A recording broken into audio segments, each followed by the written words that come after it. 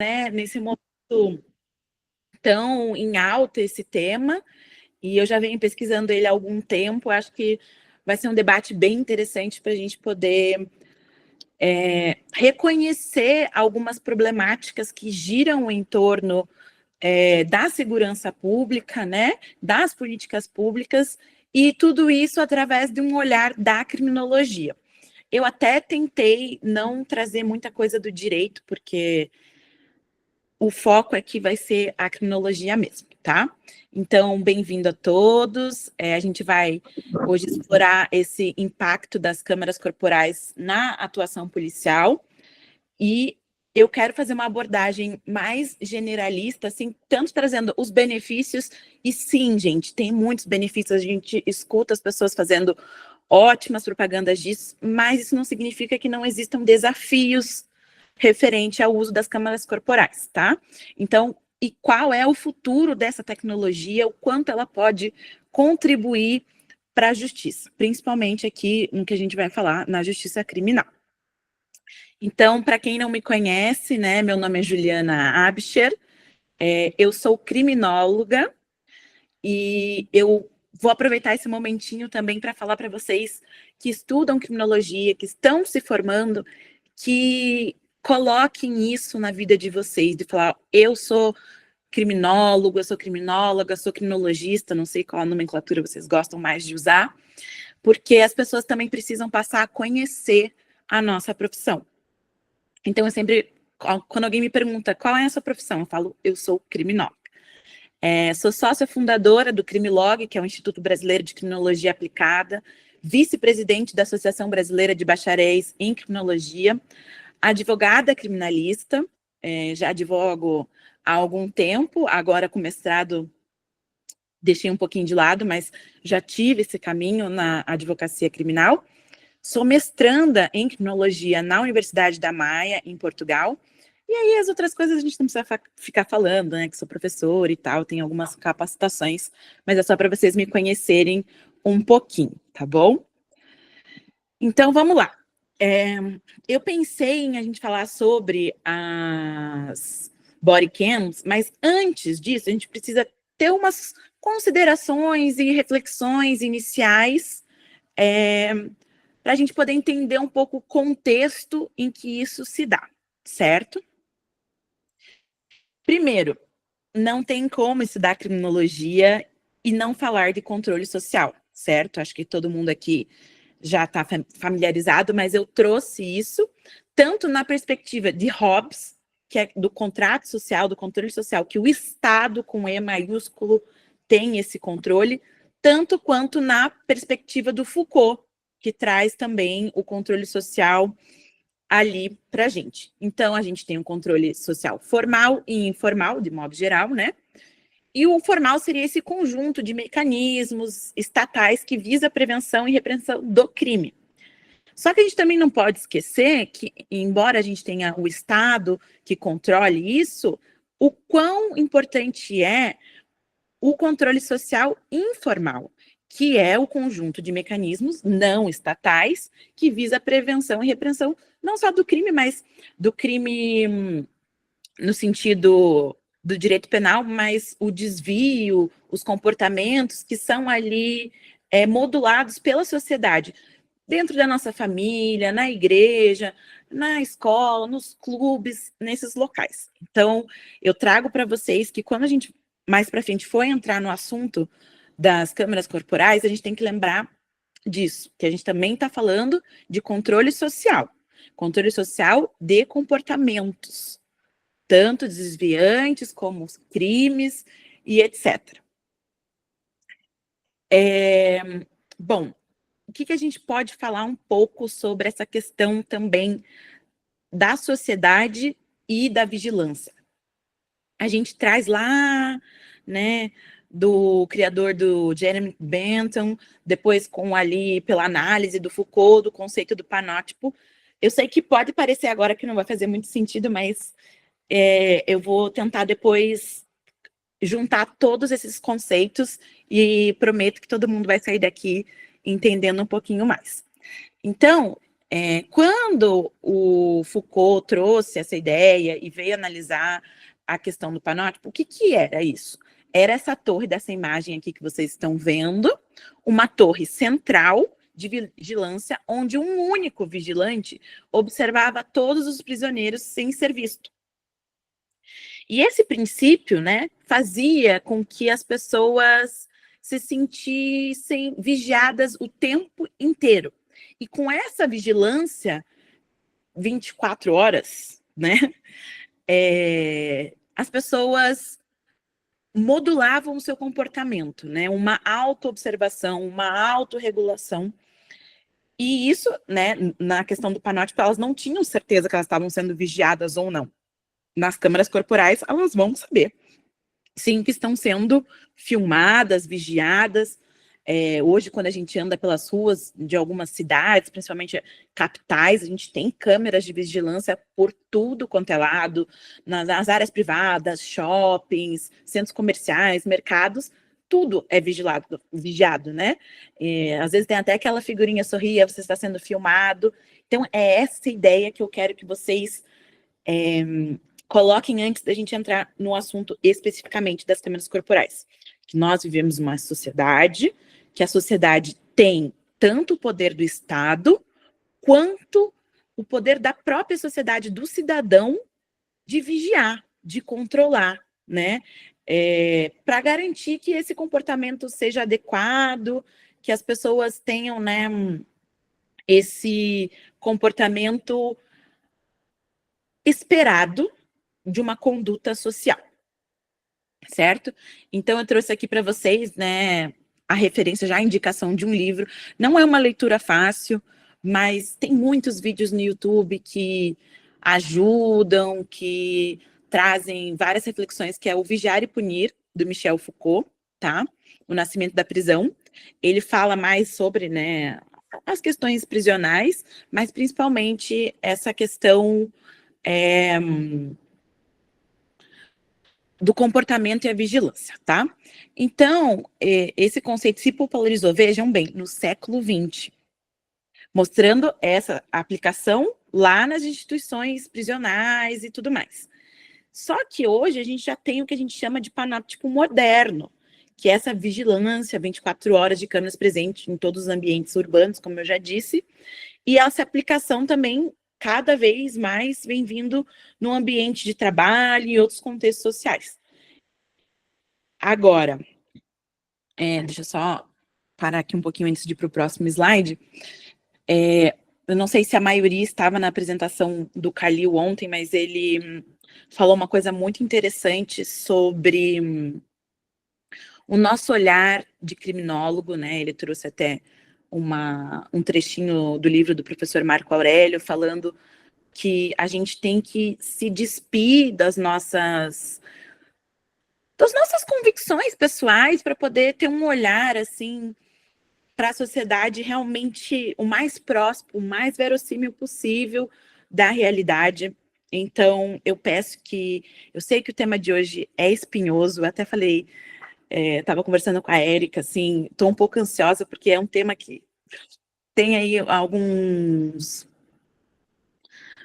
preconceitos, né? Então, eu peço que vocês, nesse momento, a partir de agora, tudo que eu falar aqui é a Juliana, criminóloga, que está falando, e são vocês, criminólogos, que estão me ouvindo, certo? Não necessariamente a gente vai achar uma resposta, porque realmente não tem ainda, né? Isso é um debate que vem vindo na sociedade cada vez mais, e nem sempre tudo que a gente vê na experiência do exterior vai se aplicar no Brasil, vai se aplicar para a nossa realidade. E imagina, o Brasil é um país continental. Eu estou falando com vocês de Curitiba. Não significa que a realidade de Curitiba é a mesma de São Paulo, do Rio Branco, no Acre, no Maranhão. Então, a gente tem, além de tudo, essa diferença aí continental e da influência da violência. Para a gente ir um pouquinho mais para frente, né? Eu vou falar para vocês um pouco do contexto da violência policial no Brasil E depois eu posso até disponibilizar para vocês, se vocês não encontrarem na internet, mas é de suma importância que todos tenham o conhecimento, o domínio e saibam mexer nessa ferramenta que é o Anuário Brasileiro de Segurança Pública de 2024 e dos anos anteriores, tá? Isso vocês conseguem acessar na internet bem facinho, mas como criminólogos vocês têm que ter esse conhecimento, assim, poxa, eu vou fazer uma pesquisa sobre a questão das drogas, sobre mortes violentas, sobre vocês têm que violência doméstica, furto, roubo. Vocês têm que dar uma olhada, uma passada de olhos no Anuário Brasileiro de Segurança Pública, porque lá vocês vão sentir como é que está essa situação, né? Independente do tema. Então, não tem como a gente falar de câmeras corporais, de body cams, sem falar do contexto da violência policial no Brasil, certo? O Brasil, ele reduziu as mortes violentas totais, tá? Todos esses dados que eu vou trazer para vocês aqui são do anuário, mas a participação da letalidade policial aumentou. Ou seja, esse debate sobre a violência letal, a gente tem que abordar o enfrentamento ao crime organizado, sim, o quanto que é esse poder bélico, a questão territorial, financeira, a forma mais eficiente que a gente pode encontrar para lidar com essas situações que são extremamente complexas, e falar também um pouco dessa questão que a gente tem em relação à polícia, qual que é a liberdade letal policial que a gente tem hoje no Brasil, tá? Independente, e aqui, né, eu até fiz questão de colocar, independentemente da orientação política dos governantes, porque a gente está falando aqui da ordem pública, a gente está falando aqui da segurança das pessoas, e independente se o governo é de direita, se é de esquerda, se é centrão, as pessoas continuarão e eram no passado sofrendo com a letalidade policial. E também tem o outro lado da moeda, né?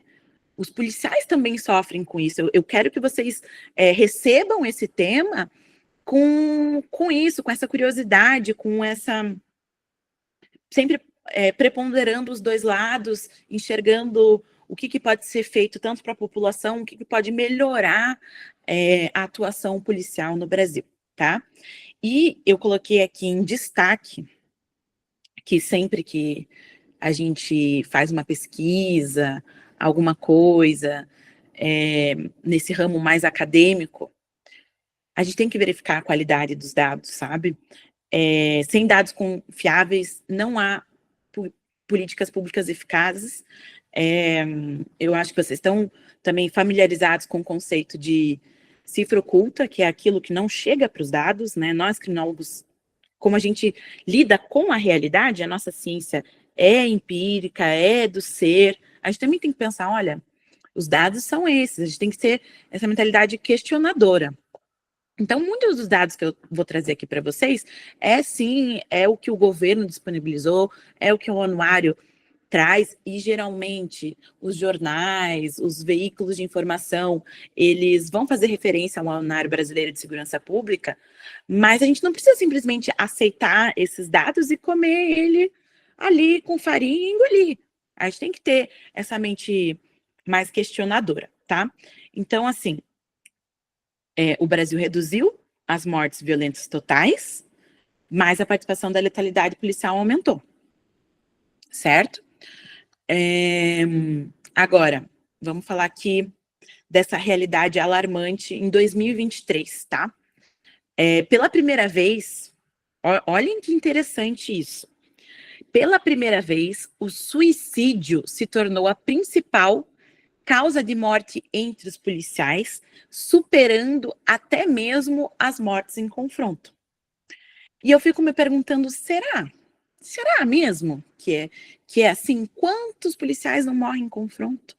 Mas também, se não for a questão dos policiais mortos em confrontos, o índice de suicídio da nossa polícia é altíssimo. O que nós podemos fazer, como criminólogos, como uma criminologia propositiva, fazer para pensar nesse agente de polícia? Como é que uma pessoa que chega a nível de tirar a própria vida por estresse do trabalho, por depressão, tantos outros fatores, são essas pessoas que estão na rua. São essas pessoas que são responsáveis pela nossa segurança, né? Então, a saúde mental é uma questão crítica. É um desafio que a gente tem que encarar com urgência e antes, né, de tudo, a gente precisa reconhecer essa realidade, né? Então, o que a gente precisa fazer? As ações de prevenção e intervenção psicológica, a questão do treinamento, que tem que ser focado no bem-estar mental desse agente. Então, a gente tem que entender que a categoria policial tem que ter uma valorização e não vai ser, já me adiantando aqui, né? Não vai ser uma câmera filmando 24 horas por dia, que seja, que vai ser a solução de todos os problemas da criminalidade no país e de violência policial. Então, assim, gente, espero que vocês estejam me acompanhando. Eu não estou vendo vocês. Eu estou vendo aqui só os slides, mas essa aqui é uma introduçãozinha que eu trouxe para vocês. Vejam só, aqui, policiais mortos em serviço. Olha que estranha essa informação, mas está lá no anuário. Em âmbito nacional, houve aumento nas mortes em confronto em serviço de policiais civis, 8 em 2023, ante a 4 em 2022. E de policiais militares, 46 para 39. Enquanto as mortes em confronto ou por lesão não natural fora de serviço apresentaram queda. Vocês acham? Assim, eu não sei, porque o tanto de notícia que a gente ali todos os dias vendo confronto policial, policial que morre, família chorando. Será que é só isso? Será que realmente esses dados estão chegando? A gente tem que se questionar como é que esses dados são coletados? Quais são ali os fatores? Porque, de repente, a pessoa tomou um tiro em confronto, mas daí depois teve uma complicação no hospital, e aí a causa-morte é outra, e daí já não entra para a estatística. Então, a gente tem também que pensar sobre isso. O movimento de crescimento nas mortes policiais em confronto não se verificou, por exemplo, no caso do Rio de Janeiro, que apresentou queda nas mortes de policiais civis e militares em confronto de serviço. Mas aí tem coisas que o Estado não forneceu os números. E aí como que a gente vai fazer essa pesquisa? Como é que a gente vai confiar nesses dados que o Estado gera para a gente? Aí, por exemplo, aqui aponta o anuário. São Paulo registrou alta no número de policiais mortos em confronto em serviço em 2023. Entre policiais civis foram 3 contra 1 de 2022 e entre policiais militares 9 contra 6 em 2022. Aí eu sempre fico, assim, boca aberta, analisando esses dados do anuário. Fez um barulhinho. Não sei se é pergunta, tá? Mas se for pergunta, eu peço que no meu computador, do lado direito, tem um símbolozinho, um triângulo, um quadrado e uma bolinha. Aí vocês podem enviar perguntas por ali, que no final eu faço questão de responder todas, tá bom? Então, assim, gente, a gente tem esses dados, né? E aí fica sempre esse questionamento, né? O que é mesmo? O que é a realidade que está acontecendo? Então, antes da gente ter uma pesquisa, a gente precisa também pensar em melhorar muito como a gente registra esses dados no Brasil. Eu tenho até teve um ano, se eu não me engano, antes da pandemia, que o Rio de Janeiro tinha diminuído o número de mortes letais, assim, né? Tinha diminuído, assim, simplesmente, nossa, que maravilhoso. Rio de Janeiro diminuiu o número de mortes violentas, parabéns, nossa, maravilhoso. Só que, olha que curioso, simplesmente aumentou o número de pessoas desaparecidas, de corpos desaparecidos. Então, o que os caras faziam?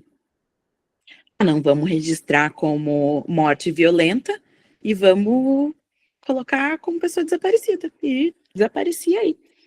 Então, assim, a gente também tem que entender que por trás de números existe um lobby, existe uma propaganda política por trás disso e a gente tem que ser questionador. Lógico, para fazer um estudo eu vou ter que mostrar que, olha, de acordo com os estudos apresentados, os números são esses.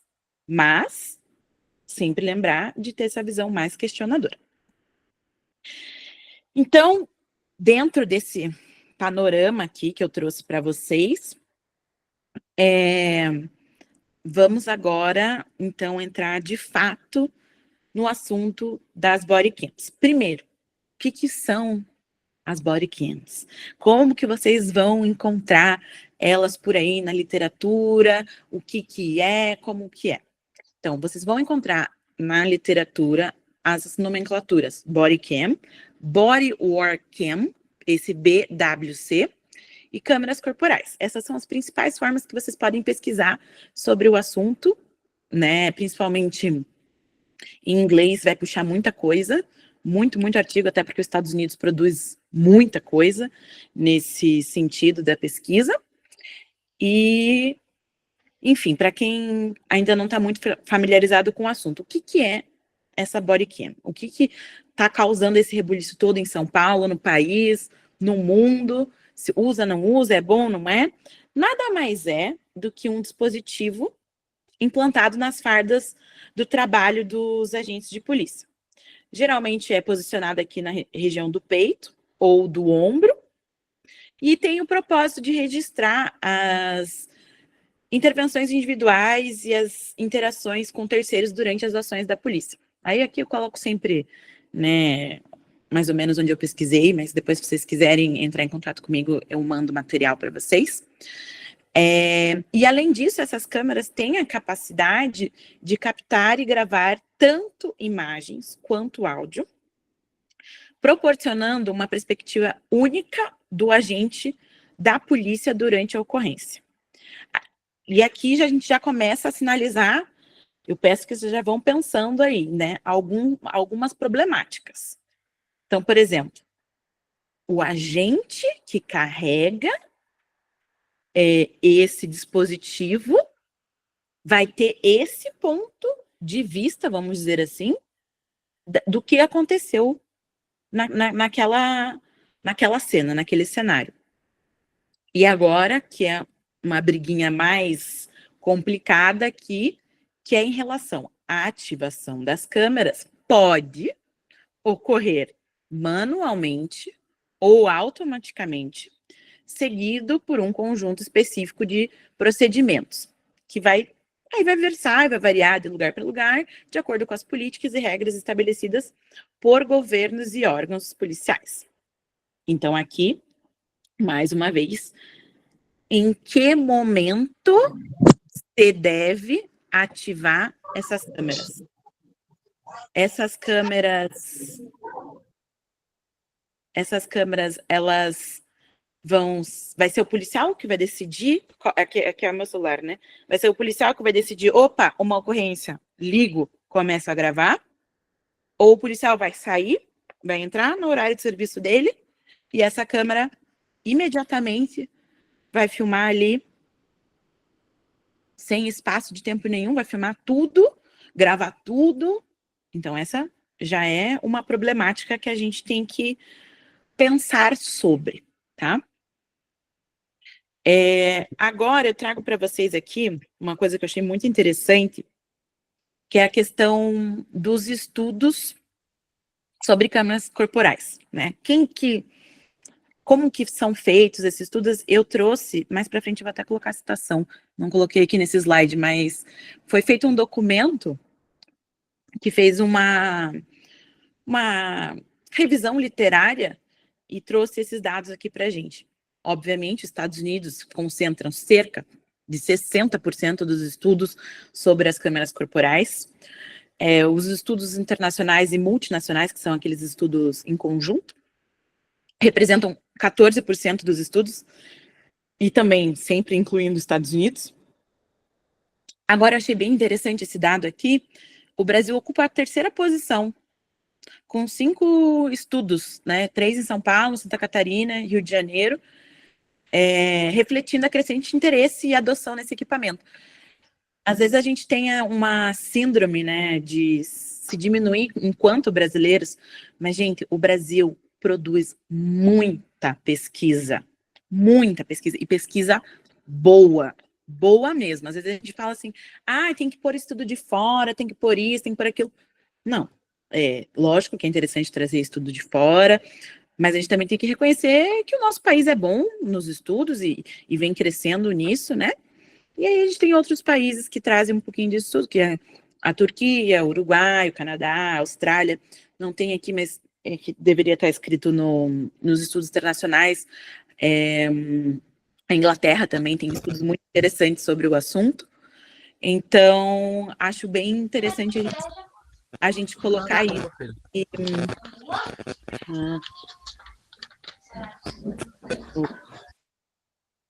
Colocar isso, que o Brasil ocupa um lugar muito importante nesse ranking de estudos, principalmente quanto às câmeras corporais. Aqui já mais trazendo um pouquinho, né, dessa questão dos estudos, que a regra, né, vamos dizer assim, diz que as bodycams são tidas como ferramentas capazes, vejam que eu deixei em negrito, são capazes de melhorar não apenas o comportamento dos agentes policiais, mas também a atitude dos cidadãos. A expectativa é que a presença das câmeras influencie positivamente as práticas policiais, promovendo maior legitimidade, conduta apropriada e, consequentemente, incitando uma resposta mais cooperativa e obediente dos cidadãos às instruções das autoridades. Então, vejam, é um pouco daquilo que eu fiz naquela introdução, de uma ideia de que você estar sendo vigiado vai fazer com que você se comporte de uma forma diferente, como se você não tivesse. Então, eu sei que eu estou sendo filmado, então eu não vou lá desafiar o policial, xingar o policial e colocar ele nessa posição constrangedora e vice-versa.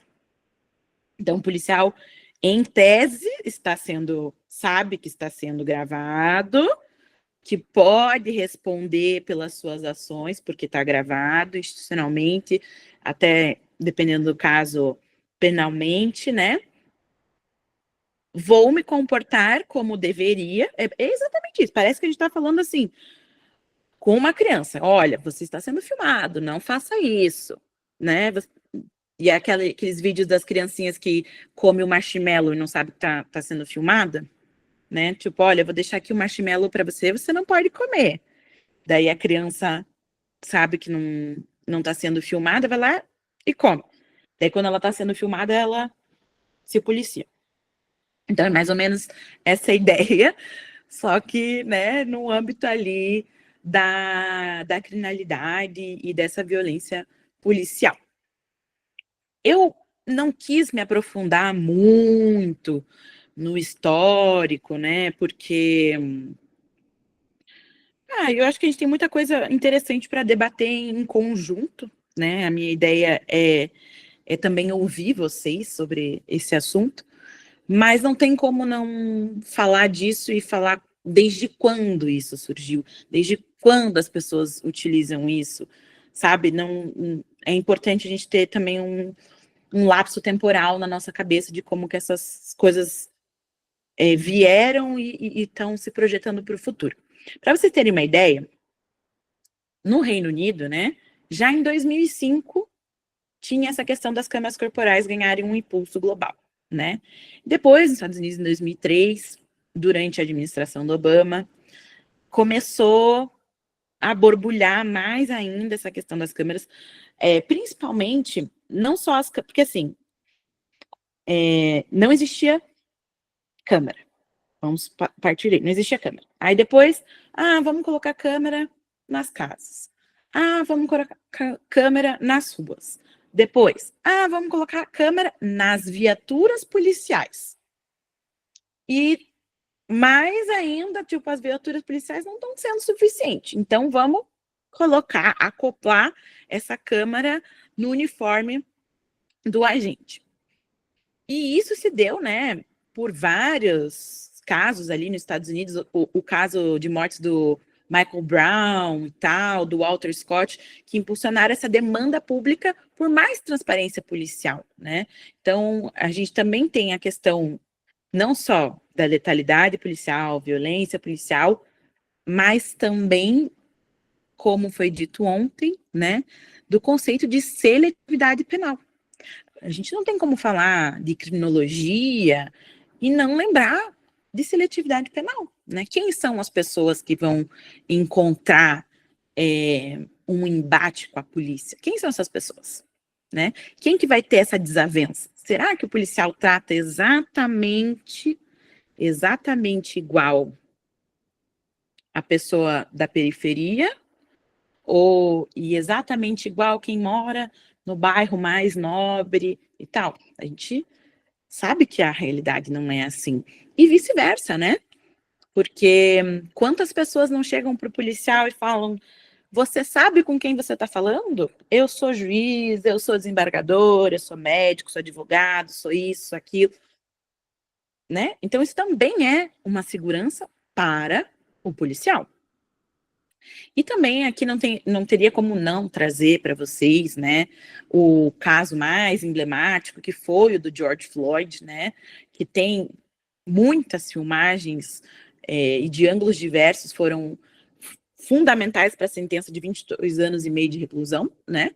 Aqui, esse é um artigo que eu trouxe para vocês, bem interessante, o impacto das câmaras corporais na polícia, uma análise crítica da implementação em São Paulo. Esse artigo que eu li é de 2022, então é recente, mas não tinha como não trazer essa questão do George Floyd também, que é um caso bem emblemático e que, se vocês já estão aqui comigo, prestando atenção, nossa, mas a Juliana falou que as câmeras vão modular o comportamento das pessoas, que as pessoas vão se comportar perante os policiais ali usando as câmeras corporais. Será? Será, né? Quem é de São Paulo aí viu os últimos acontecimentos da semana passada, fez com que os policiais tomassem condutas corretas, mesmo usando câmeras corporais? Então, assim, às vezes a gente tenta achar uma única solução maravilhosa para todos os nossos problemas e não é bem assim, né? Pode ser um caminho, pode ser um caminho. E agora, já aqui, né, no Brasil, a gente, continuando o nosso histórico, desculpa, no Brasil, em Santa Catarina, a gente adota as câmeras desde julho de 2019, a gente tem Rondônia de 2019, São Paulo começou em 2021, a gente já tem alguns estados aí que vem tentando implementar o uso das body cams, só que isso também veio para o Brasil, acho importante a gente falar que a força letal por parte da polícia brasileira é notório, né? Todo mundo sabe que é um grave problema, e isso teve grande influência também da condenação do Estado brasileiro pela Corte Interamericana de Direitos Humanos em 2017, lá no caso das chacinas da favela Nova Brasília, porque essa sentença escancarou as violações cometidas pelos agentes e também a incapacidade do sistema de justiça de responsabilizar os autores pelos crimes. Então, essa sentença, ela serviu como um chamariz para mostrar, olha, para o mundo, né, porque foi na CID que teve essa sentença, e falar, olha, o Brasil não está sabendo lidar com esse problema. O que eles podem fazer para melhorar isso, né? Será que a implantação das câmeras corporais é o caminho, tá? Então, assim, esse caso da favela Nova Brasília é bem emblemático, num panorama em que o Brasil se encontra num contexto ali internacional e todos os olhos se viram para a gente. Aí vocês veem o contraste, né? O Brasil é o terceiro que mais pesquisa sobre esse assunto no mundo e ainda encontra todas essas barreiras. E os Estados Unidos também. Os Estados Unidos, 60% das pesquisas é deles, e eles continuam tendo problema com letalidade policial, violência policial e vice-versa, gente. Vocês sempre vão me ouvir falando, e vice-versa. O desrespeito que a população também tem contra a polícia, né? É uma via de mão dupla, assim. Lógico que quando a gente fala sobre isso, a gente não pode jamais esquecer que eu, Juliana, hipoteticamente, sou uma policial militar. Quando eu coloco a minha farda e vou para a rua, não sou eu, Juliana, que estou indo para a rua. Sou eu, extensão do Estado, com E maiúsculo, que estou utilizando o direito do Estado, se necessário, a aplicação da força. Tá? Então, isso é diretriz constitucional, né? Então, às vezes, as pessoas esquecem um pouco que, lógico que por trás da farda a gente tem o ser humano, por isso que eu sempre tento trazer essa perspectiva também, o quanto é difícil a rotina policial no Brasil. Eu tive o privilégio de, na época, faz tempo já, né, de fazer estágio em Polícia Civil, também fiz na Polícia Federal. Então, quando a gente conhece a realidade policial, é dura, é dura. Sim, infelizmente, a gente tem uma polícia truculenta, uma polícia que a gente vê lá no Tropa de Elite, que é o que todo mundo pensa quando pensa em polícia no Brasil, mas a gente está falando de pessoas também. Então, a gente tem que sopesar esses dois lados. É o policial, que está cumprindo o dever do Estado, mas também existe um ser humano por trás daquela farda. Agora, eu trouxe aqui para vocês os benefícios, possíveis benefícios, alguns benefícios para os policiais, tá? E eu quero que vocês reparem que eu destaquei o pode, porque não é 100% eficaz, não é que você vai usar a câmera que vai resolver todos os problemas, como eu já disse anteriormente. Bom, primeiro, uma proteção legal, né? As câmeras corporais podem servir como prova em casos de denúncias infundadas contra os policiais, protegendo-os de acusações falsas. Mas quantos vídeos tem no YouTube do cidadão sendo ali algemado pela polícia e ele mesmo se bate na viatura, se joga no chão para depois dizer na audiência de custódia que foi o policial que bateu, que o policial que feriu. Então também a gente tem que entender que essa câmera também é uma proteção para o policial, sabe? Muita gente fala, para a população vai ser ótimo, não sei o quê, mas também é para o policial. O policial também precisa reconhecer esse benefício para ele. Essas imagens, elas também vão incentivar, né, ali a questão do comportamento, como eu falei, ó, ele sabe que ele está ali sendo vigiado, que ele vai responder se ele não fizer, então ele tende a ter uma postura mais ética, mais ilibada nas ações ali do dia a dia, né, nessas ações que estão sendo registradas. Também, a presença das câmeras pode, mais uma vez, atuar como um fator de dissuasão para comportamentos agressivos, né? Tanto dos policiais quanto dos civis. Outras coisas que eu não trouxe aqui nesse slide, mas que são bem interessantes, que os policiais, eles, com essas imagens, né? Vamos supor, eles fizeram uma abordagem que deu super certo. super certo, e essa imagem ficou registrada. Essa imagem registrada, ela também pode ser utilizada como fins educativos para a própria polícia. Então, inaugurou uma turma que passou num concurso tal e vão ter que aprender, né, o dia a dia de polícia, né? Vão lá para a escola de polícia e vão ver ali, ó, é assim que se faz. Na ação, no dia a dia, no real, olhem essa imagem como é. E também nas ações que não derem certo. Putz, deu errado essa ação aqui, ou o policial não se comportou como deveria ter se comportado. O que aconteceu de errado? O que eles podem aprender com os próprios erros, fazendo essa análise mais minuciosa das próprias imagens. Isso também traz benefício para a instituição policial, poder ver, rever as situações, como que elas ocorreram, como que se sucedeu a situação dos fatos. Mais uma vez, desculpa, gente, que eu fico falando, preciso tomar água.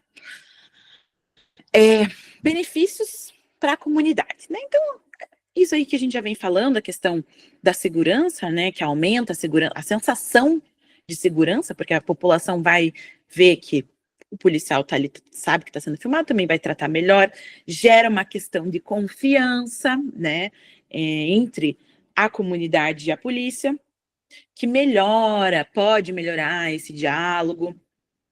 E aqui também um ponto muito importante, que é a questão da justiça. Essas câmeras corporais vão poder fornecer evidências, em tese, imparciais, deveria estar entre aspas, né? Numa questão ali de justiça em casos de violência policial. Então, vamos por partes aqui, né?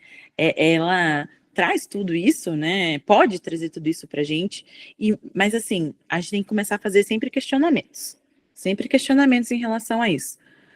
Em questão da confiança, será mesmo que as pessoas se sentem mais confiantes? Será que elas deixam mesmo de fazer as coisas porque elas estão sendo vigiadas? Né? Parou de existir furto em supermercado, em shopping, porque tem câmera?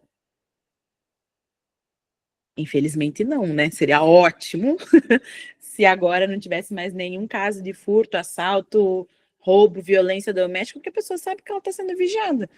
É a mesma coisa daquela ideia do direito penal, que vocês veem assim, vamos aumentar a pena, ou vamos criar um tipo penal, porque daí as pessoas vão deixar de fazer. Eu vou deixar, eu aqui, que sou assalto a bancos em série, um banquinho atrás do outro, porque aumentaram a pena? Ou porque fizeram um tipo penal novo? Fica esse, né, mais uma vez, esse questionamento.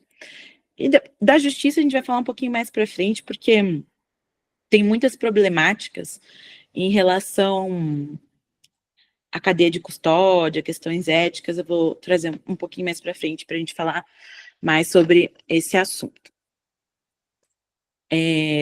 Agora, né, a gente falou dos benefícios, que são muitos. Gente, os benefícios realmente são muitos. As pesquisas mostram, mesmo que pesquisas não...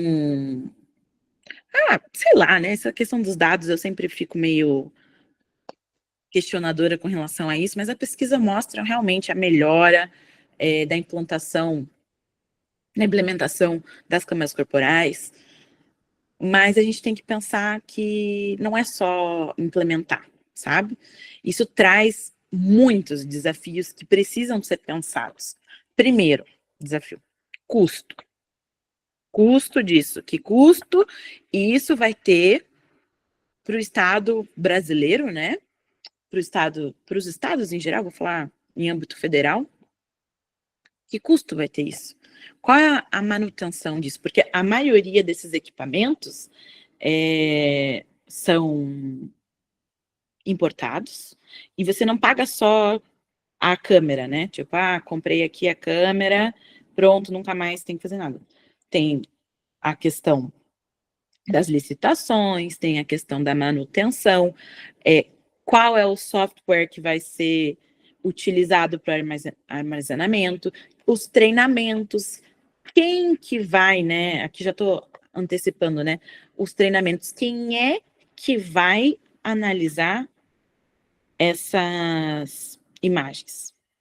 Os próprios policiais, então a gente vai tirar policial da rua para colocar policial para ficar assistindo câmera 24 horas? A gente vai terceirizar a gente vai delegar essa parcela de responsabilidade de quem vai tratar as imagens. Aí, por exemplo, me antecipando nos slides já, em Portugal tem uma questão muito interessante sobre isso, a União Europeia quer introduzir a implementação com maior eficácia das câmeras corporais. Porém, a maior produtora de câmera é uma rede americana. E eles mesmos trazem o software, a nuvem, né, a cloud, para armazenamento dessas imagens. E aí, como que fica isso? Como que, poxa, Portugal, União Europeia, vou estar transmitindo todos os meus dados para os Estados Unidos? É a mesma coisa dos satélites? Como que fica isso? Então, toda essa questão de poder, né, de acesso às informações. Ainda, como é que vamos... essa pergunta, assim, às vezes para mim parece fácil de ser respondida, mas às vezes não. Como é que a gente vai tratar com a questão dos direitos de privacidade, intimidade, tanto dos indivíduos que são envolvidos nos incidentes, quem não é envolvido, porque a câmera vai estar ali filmando, quem estiver passando, está filmando também. E do policial? Porque se a câmera ficar ali gravando todo o tempo de serviço dele, ele não vai poder mais ter uma conversa particular, ele vai atender o telefone, vai falar alguma coisa, quem que vai ter acesso a isso? São questões assim, e será que isso tira, né, um pouco da liberdade do agente nas ações dele, na tomada de decisões? Não sei, né, não sei como que isso se daria, né? E, assim, uma preocupação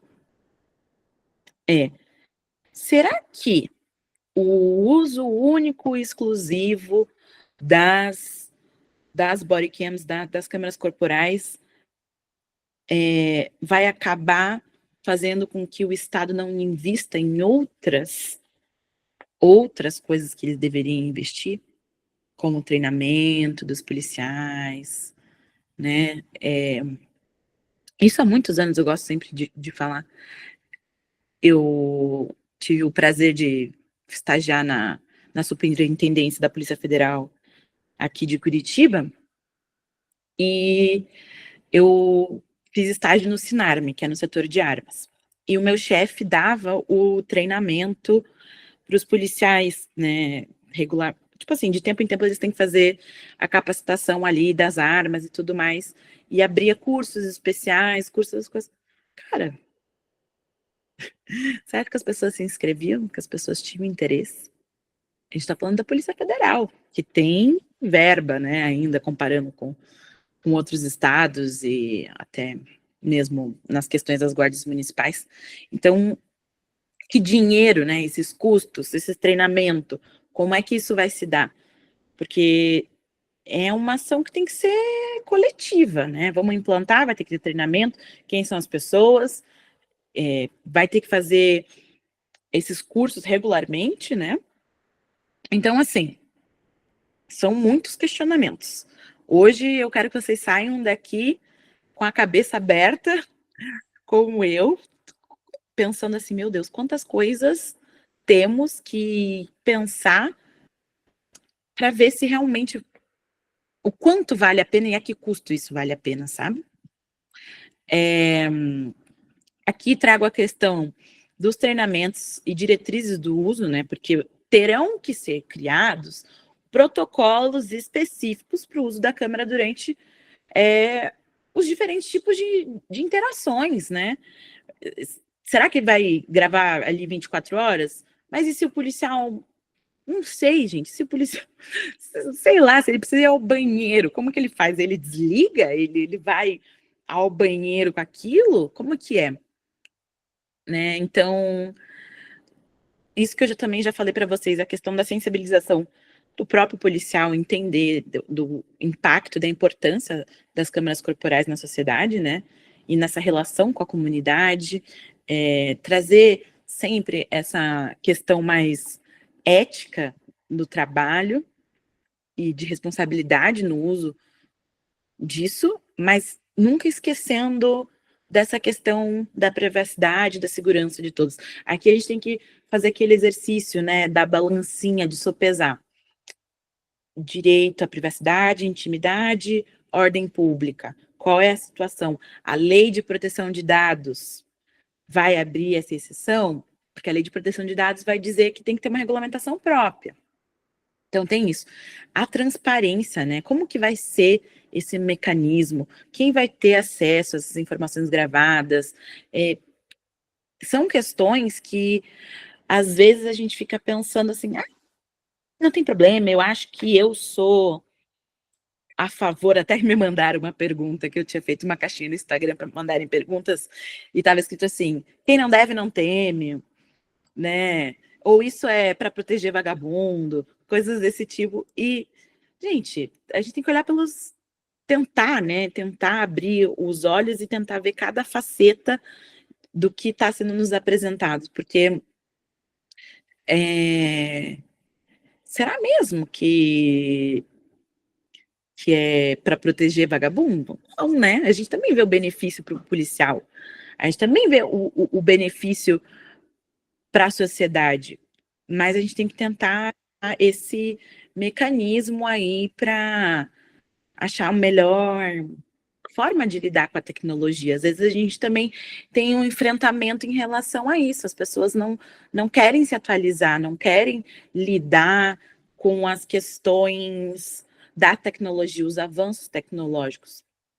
Isso é importante, é mais uma ferramenta para auxiliar a segurança pública, para auxiliar, né, nosso convívio em sociedade, e falando de coisas tão graves. Poxa, é notório a letalidade policial, é notório o desrespeito que muitas pessoas têm com diversos policiais, e isso é mais um mecanismo que pode ajudar. Só que se a gente vai decidir, porque eu não vejo muito como em direção contrária, sabe? Eu acho que cada vez mais as pessoas vão pedir isso, né, de ter as câmeras, mas eu acho que daí a gente tem que começar a regulamentar essas questões. Então aqui, né, como eu falei, né, a questão da privacidade e da transparência,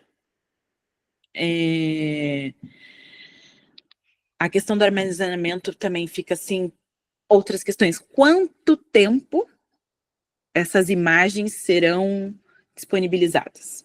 Essas imagens, se elas vão ser usadas num futuro processo penal, numa ação penal, como é que fica a cadeia de custódia disso?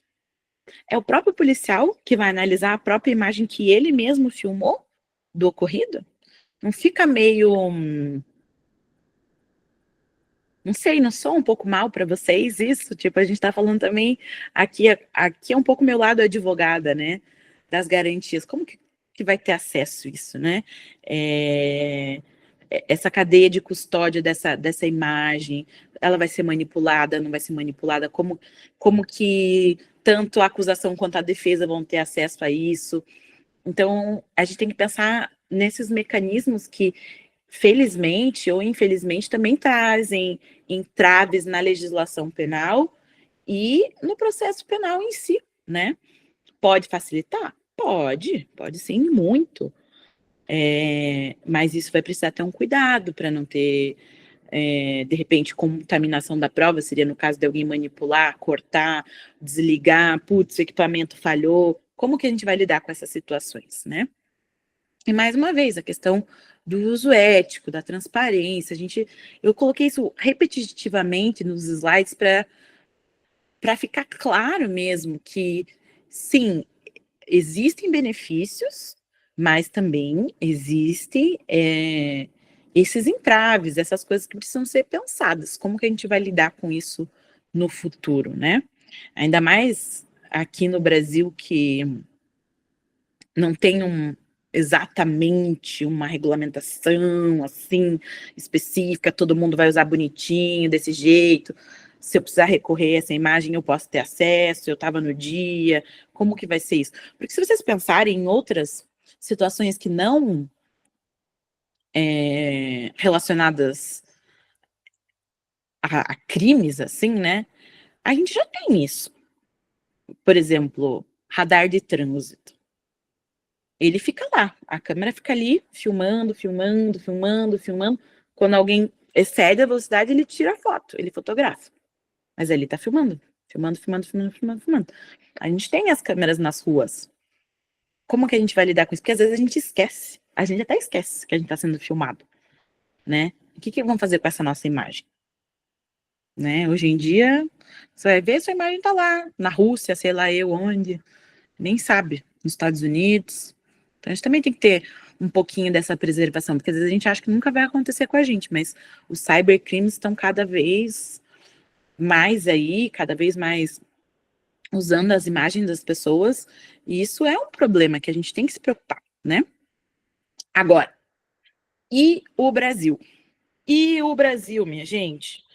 Semana passada, caos estourando em São Paulo, né? Eu até estava conversando aqui com as meninas antes de vocês entrarem. Agora, o nosso querido ministro Luiz Roberto Barroso, do STF, simplesmente ordenou o uso ininterrupto de câmeras corporais pela PM de São Paulo. Ininterrupto. Eu fico pensando, gente, ótimo. Primeira coisa, eu mostrei isso para minha mãe, ela falou, nossa, maravilhoso. Agora, ninguém vai fazer mais nada. Mas, gente, eu ia até colocar o vídeo aqui, mas não coloquei, porque achei que ia ficar pesado. Mas vocês viram na semana passada, ou na retrasada, não sei, umas 2 semanas atrás, o vídeo dos policiais em São Paulo batendo numa senhora de 63 anos de idade. Ou até mesmo o caso do George Floyd, faz mais tempo. Eles estavam com a câmera corporal. A câmera corporal, por si só, não é capaz, eu repito para vocês, não é capaz de inibir o comportamento, tanto do cidadão quanto do policial. Ela é uma excelente ferramenta que sim, pode ser utilizada e pode trazer enormes benefícios, como a gente disse aí, em todo esse tempo, mas ela por si só não vai ser a nossa solução, né? É isso que eu quero que vocês saiam daqui entendendo, sim, traz muitos benefícios, mas ela por si só não é.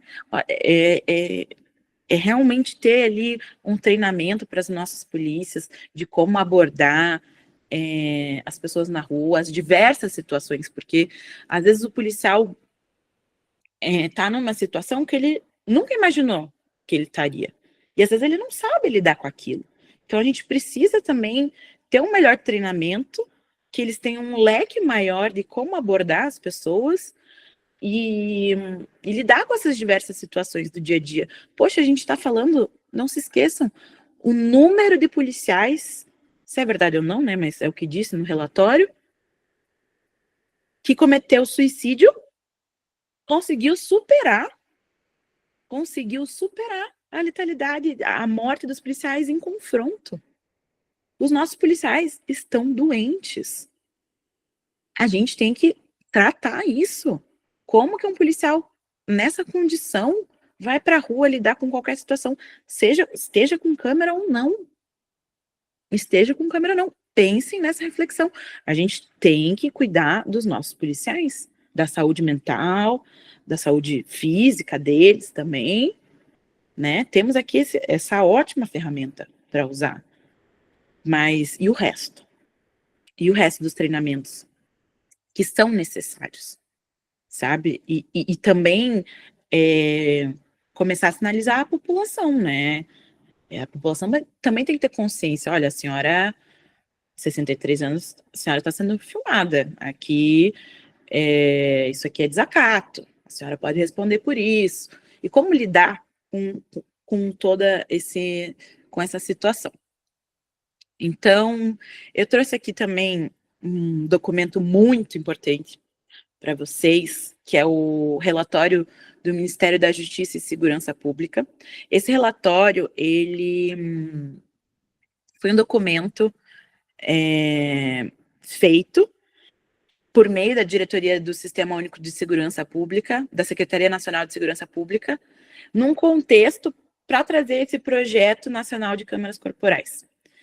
E ele mesmo traz isso que eu disse para vocês, né, que não são vozes da minha cabeça, né, que apenas a inserção das câmeras corporais não é suficiente para garantir que sejam utilizadas, né, mesmo em condições experimentais.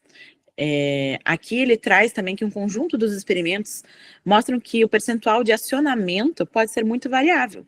Então, talvez por isso também a decisão do ministro de deixar o uso ininterrupto. Mas o uso ininterrupto traz todas aquelas questões que a gente falou sobre o direito à imagem e tudo mais, como que fica isso, que hora que liga, que hora que não desliga.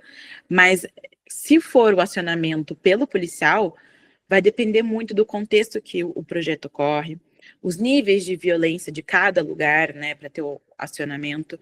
Também a supervisão nisso, né, nos usos das câmeras.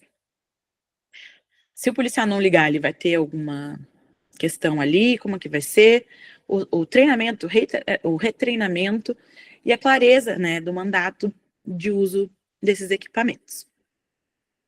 Eu trouxe aqui, né, um pouquinho para vocês, até para contrastar, até porque é a minha realidade como mestranda em Portugal, né, que no contexto português a legislação veio em 2022, obrigando, regulamentando que as polícias utilizem a videovigilância, e só que o que está acontecendo em Portugal, né? É a questão, os policiais, em tese, vão ter essa autonomia para ligar e desligar as câmeras, mas o embate é aquele que eu falei há pouco, né?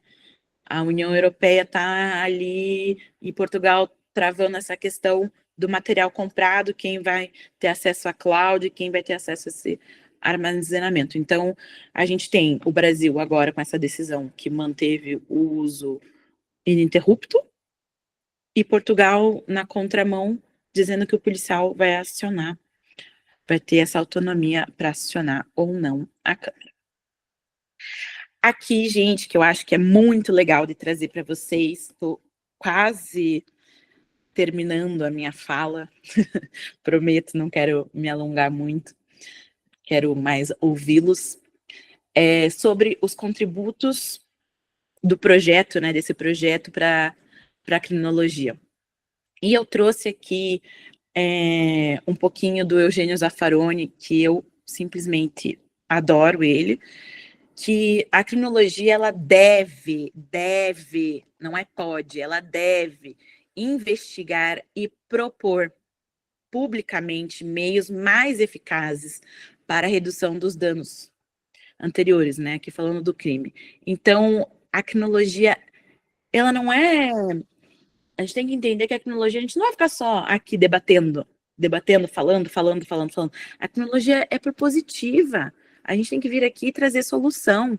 A criminologia tem o poder, por ser multidisciplinar, de repente, formular uma guideline, né, recomendações para o Estado, falar assim, olha, eu, Juliana, criminóloga, estudo isso, acho que essas recomendações aqui, por experiência de outros países, de outras ciências, das ciências sociais, da psicologia, do direito, pode ser feito dessa forma, com base nos estudos, porque às vezes as coisas dessa política caem indo, como o Calil falou, né, ontem, isso vai, tenho certeza que esse discurso vai ser durante a semana inteira de debate, assim, não tem como desvencilhar muito da política, sabe? Ainda mais quando a gente está falando de crime, quando a gente está falando de segurança pública, a gente vai ter sempre esse entrave político junto. Então, ai, que susto. Desculpa. A gente sempre vai ter esse entrave aí, né, com essas questões políticas.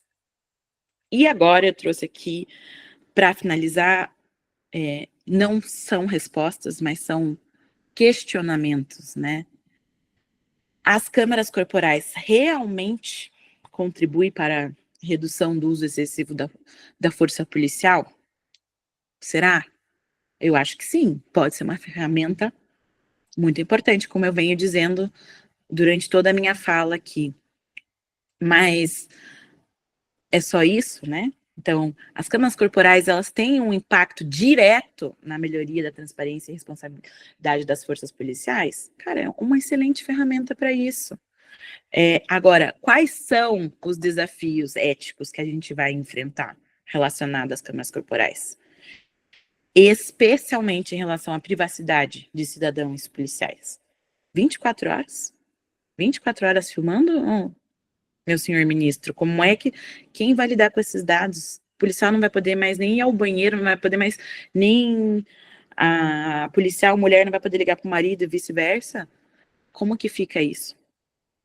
Como que vamos equilibrar essa necessidade de transparência com os direitos individuais e privacidade? Como que vai ficar essa questão da ordem pública e dos direitos individuais, né?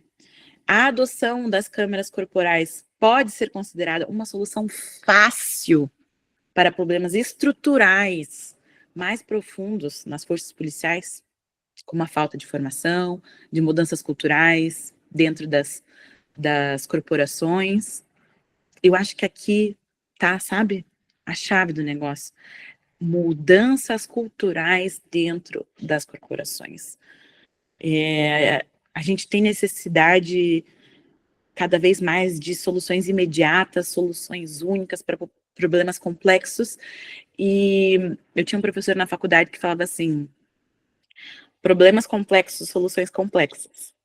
E cada vez mais é isso. E é isso que me encanta na criminologia, porque a gente tem acesso a olhar aos problemas e aos questionamentos de diversos lados, de diversas facetas, e fazer com essa, não mais aquela ciência de cada caixinha, de fazer esse estudo multidisciplinar que realmente é importante. Não tem como a gente estar falando de crime, violência e todas essas coisas se a gente não olhar para a psicologia, se a gente não olhar para a sociologia, para o direito,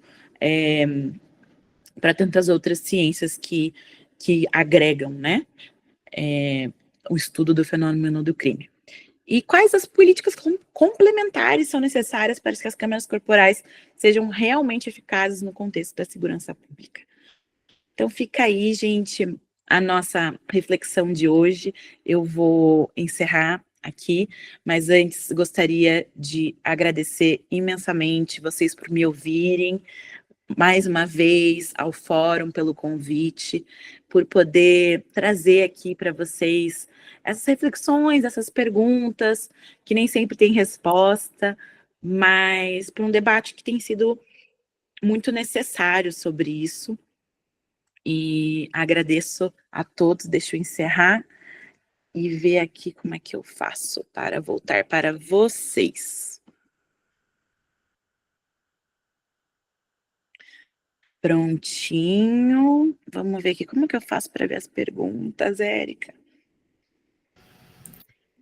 Ju, você pode clicar no ícone, né, de atividades, que são quadradinho, triângulo.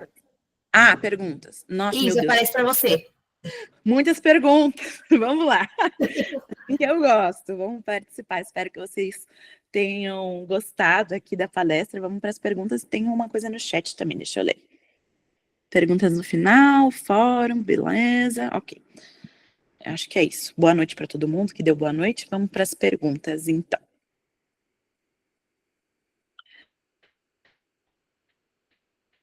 Vamos lá. Essa pergunta aqui da Suelen, não sei se eu respondi ela durante a minha fala, mas vou por ordem aqui das perguntas. A Suelen pergunta, gente, eu vou ter que pôr meu óculos, porque vocês me desculpem, tá? Porque eu sou cega e o slide estava grande, as perguntas já estão menorzinhas.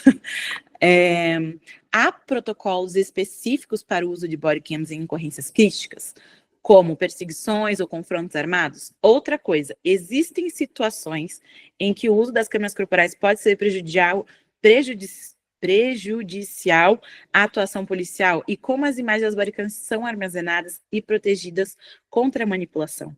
Então, Suelen, muito obrigada pela sua pergunta, mas eu acho que eu respondi um pouco na minha fala, mas vamos retomar um pouco isso e enfatizar isso. As coisas ainda estão muito subjetivas, muito esparsas, existem algumas normativas, existem algumas coisas assim, mas nada muito certo, sabe? A gente ainda precisa dessa regulamentação específica sobre o uso das bodycams. Tanto nisso foi que eu te falei em relação, quem que vai armazenar isso? Quem que vai tratar esses dados? Como que a gente vai fazer a cadeia de custódia disso? Né? Como que manipulação. A própria polícia vai analisar? Será que não vai ficar dúbio isso? O policial ali deu uma escorregada na atuação dele, ele que vai analisar a situação? Tipo, a própria corporação vai ter acesso a essas imagens? Como que vão ser protegidas? Quem vai ter acesso? Por quanto tempo teremos acesso?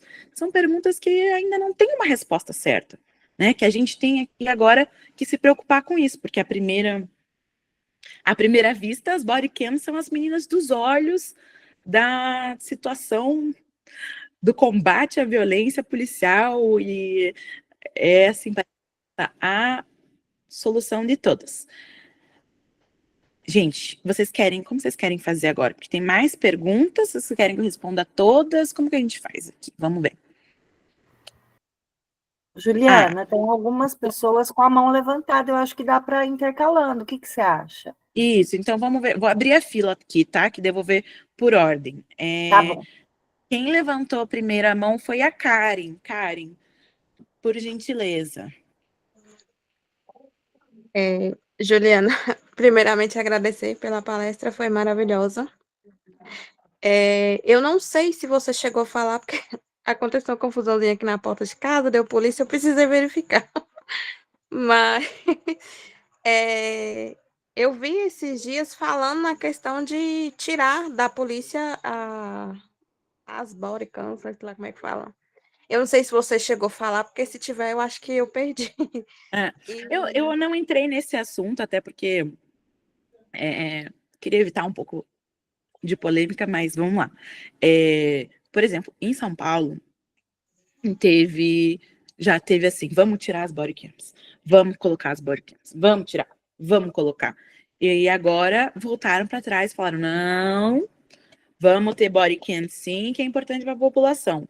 E aí agora o ministro, ontem, notícia quentíssima, de ontem, falou que tem que ter as bodycams e vai filmar o tempo todo.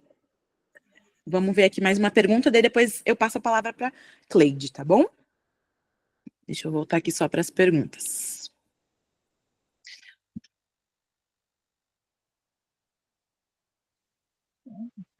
O chat está com algum problema? Não, acho que o chat foi fechado, não tenho certeza. Mas se você tiver alguma dúvida, Gisele, pode mandar pelo ícone, que é um triângulozinho, um quadradinho, uma bolinha. Ou levantar a mão, que depois eu atendo aqui. Essa pergunta aqui bem interessante, da Mariana Damasceno, né? As mortes em confronto, mesmo sendo por intercorrências de outros motivos em hospitais, não deveriam ser colocados como mortes por confronto? Então, esse é o questionamento que eu trouxe no começo da minha fala. Como que esses dados são registrados, né? A gente não existe uma uniformidade da coleta desses dados, sabe? É bem complexo. Inclusive, uma vez a gente estava fazendo uma pesquisa sobre furtos de veículos, furtos em geral no norte do país, só ficou impossível de saber e enumerar como que isso acontecia, porque em cada estado eles calculavam de uma forma. Então, por exemplo, num estado X, eles dividiam furtos. Daí, furtos de veículos, furto de não sei o quê, furto de não sei o que lá. No outro estado, era só furtos. Tudo de furto ia numa coisa só. Então, a gente tem muito esse problema da questão dos dados aqui no Brasil. A gente precisaria realmente melhorar isso num sistema que as coisas ficassem mais claras o que é o quê. Porque nem sempre, por exemplo, chegou uma classificação, quem tipificou ali foi o delegado. Ah, eu acho que foi roubo. Aí depois entra na ação penal e aí o juiz ou o advogado, o Ministério Público muda essa classificação penal para furto. E aí como que fica nessa na estatística? A gente vai considerar a estatística do que deu entrada na delegacia ou a estatística da condenação? Ou se foi arquivado? Vocês entendem essa dificuldade? Isso eu estou falando de uma coisa simples, que seria um mero furto. Quem dirá nas mortes em confronto? Que eles não querem nem assumir que teve morte em confronto. É bem perigoso. Cleide, vamos lá, por favor. Foi ótimo, adorei a palestra, obrigada. Sabe, nós tivemos aqui no escritório, eu sou bacharel, tá? E sou assessora jurídica de vários advogados. Então, na hora que tem um flagrante, o delegado já conhece, né? Já pegou no meu tempo de carteira azul, aí vai e deixa eu lá levar a procuração, conversar com o preso, e quando é algum chato, eu chamo alguém de escritório e vai comigo. Bem, pegamos um caso de um rapaz, eu tinha umas 30 testemunhas que me diziam o oposto do que os policiais diziam. Todos com câmera.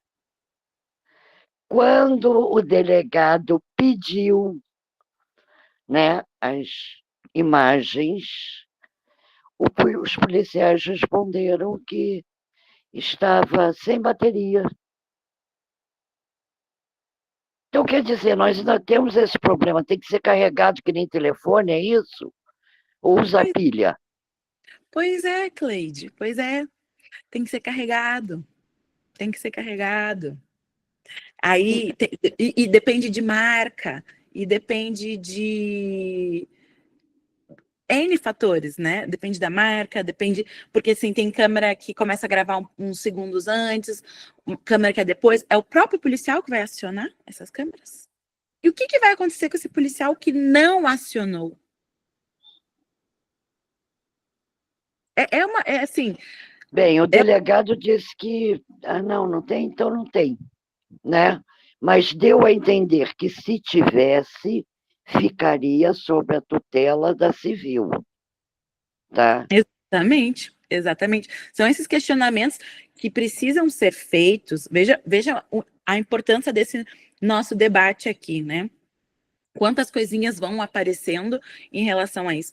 A gente precisa ter uma regulamentação muito específica sobre isso e não só uma regulamentação, né? Porque às vezes a gente fala, faz uma regulamentação, faz uma lei, faz um decreto, faz não sei o quê. Mas quem vai fiscalizar? O Ministério Público? Não sei, né? Não sei. Quem que vai intermediar essa questão de quem coleta as imagens e quem armazena, né? Muito interessante sua pergunta e realmente um problema que a gente vai enfrentar cada vez mais, assim. Não quer dizer que a câmera vai ser a nossa salvação. Vai ajudar muito? Acredito que sim. Mas para ela ajudar muito, ela tem que estar ligada, né? Para ela ajudar Exatamente. muito, ela tem que estar Só se ela for usada, porque senão não serve para nada. Exato. Ela vai ajudar muito se ela estiver ligada, o policial estiver carregado, se o policial, né, souber o momento daquilo. São muitos fatores, gente, são muitos fatores. Por isso que esse tema me fascina, porque realmente tem muitas coisas que a gente ainda precisa resolver para poder utilizar essa tecnologia em nosso favor. Vamos ver aqui mais uma perguntinha. Peraí. Débora, eu vou falar um pouquinho, que ela pediu para eu falar sobre questões de faculdade, estágio, eu vou falar, tá? Mas eu vou falar para o final. Vou primeiro encerrar o assunto das bodycams e depois a gente abre para algumas outras perguntas que vocês quiserem, que eu sei que vocês têm curiosidade. Bianca Brito. Minha análise como estudante de criminologia foca na proteção de dados. No responsável pelas análises das imagens e no uso adequado das ferramentas, a eficácia da bodycams exige diversas análises e um planejamento cuidadoso para garantir justiça e segurança. Sim, até falei, né, na apresentação, e isso vem com a próxima pergunta, que é em questão da LGPD. A LGPD tem esse embate, mas a LGPD no que tange o direito à imagem, à privacidade, ele quando se refere a crimes, essas coisas, ela vai ter que ter uma regulamentação específica sobre isso, tá? Então, também aí, mais um entravezinho que a gente vai ter que dirimir para poder chegar em algum lugar que seja isso. Mas, assim, sinceramente, quando a gente sopesa esses direitos, né, de privacidade, intimidade e ordem pública, acaba colocando em primeiro lugar a ordem pública. Calil levantou a mão primeiro. Eu acho que a Gisele ela já estava com a mão levantada, ela abaixou e ergueu de novo. Se quiser, pode passar para ela a palavra. A Gisele, ai, perdão. É que eu não vi. Pode falar, Gisele. Então, você viu o caso daquele policial que jogou um menino lá, aí parece que teve a audiência de instrução e julgamento e tal. Aí depois ele veio falar, assim, minha amiga comentou por alto, que ela mora em São Paulo, ela comentou por alto que ele disse que ele estava só brincando, né? Mas na verdade não foi aquilo que foi falado, né? Porque as câmeras mostrou tudo, né? Aí eu estava conversando com um amigo que ele é policial de São Paulo e ele falou, ele tem que botar mesmo essas câmeras porque tá muita merda acontecendo, entendeu? Imagina. Até hoje conversei um pouco com o Calil antes da palestra, né? É óbvio que os policiais são seres humanos, como eu falei, né? Apesar deles estarem ali na função do Estado, todo mundo é passível de erro, né? Erros vão acontecer. E desculpa o palavreado, né? Muita coisa vai acontecer, muita merda, como você disse, vai acontecer. Se estava com câmera, gente, imagine sem. Eu fico me perguntando o que não acontecia no apagar das luzes. O que não acontece no apagar das luzes, né? Então, é isso. Calil, pode falar, por favor. Não, na verdade eu estava refletindo aqui enquanto você estava fazendo sua palestra, Ju, sobre essa questão da cadeia de custódia e sobre a própria questão do caso quando tem ou quando não tem a câmera, né? Até acho que foi o exemplo que a outra colega aqui citou, né? Que os policiais estavam com a câmera, mas alegaram que estava sem bateria. E eu acho que um ponto muito relevante para a gente pensar, até enquanto criminólogos, estudantes de criminologia, é sobre realmente, primeiro, o fato disso ser regulamentado, de ter uma lei, não significa que necessariamente essa lei vai ser aplicada exatamente como deveria, né? E o que a gente vai fazer nesses casos em que existe uma quebra da cadeia de custódia em relação à imagem, e o que a gente vai fazer quando, por exemplo, propositalmente o policial não aciona essa câmera, mesmo sabendo que tem que acionar, ou quando propositalmente alguém acaba apagando essa imagem para evitar que alguma coisa apareça que não deveria aparecer. E por que eu estou falando isso? Porque, por exemplo, a questão da cadeia de custódia foi uma novidade implementada aqui no Brasil em 2019, que já é alvo de preocupação de outros países, como os Estados Unidos, há muitos anos atrás, mas foi implementada aqui no Brasil, mas a gente não tem na lei dizendo quais são as consequências para o processo e para as pessoas quando existe uma quebra da cadeia de custódia. Então é decidido caso a caso. E quais que vão ser as consequências para o policial e para o próprio caso, né, para a própria acusação criminal, quando deveria ter uma imagem de câmera e não tem, ou quando tem uma quebra de cadeia de custódia. Então, eu queria saber, na verdade, eu não sei se você falou sobre isso, porque eu perdi um pedacinho da sua palestra, mas você falou sobre como isso funciona, talvez em Portugal ou em outros países, essa questão da cadeia de custódia. Então, eu não abordei esse assunto, né? Mas foi o que eu disse. Hoje a palestra vai terminar com mais questionamentos do que soluções e respostas, né? Portugal, por exemplo, como eu disse no finalzinho, eles já têm a lei para implementar isso. Vai ter sanção, mas vai ser a própria polícia que vai sancionar. Só que eles ainda não conseguiram nem colocar as câmeras para funcionar, porque eles estão no embate ali da questão da proteção de dados e de armazenamento. Então, são muitas questões ainda que a gente precisa enfrentar para poder lidar com isso. Imagina, que nem você falou da cadeia de custódia, a gente já tem alguns anos a questão da cadeia de custódia. E mesmo antes da cadeia de custódia, já existiam no Código de Processo Penal algumas situações ali que diziam como deveriam ser tratada a questão das provas e tudo mais. E não é, o papel é lindo, o papel aceita tudo, né?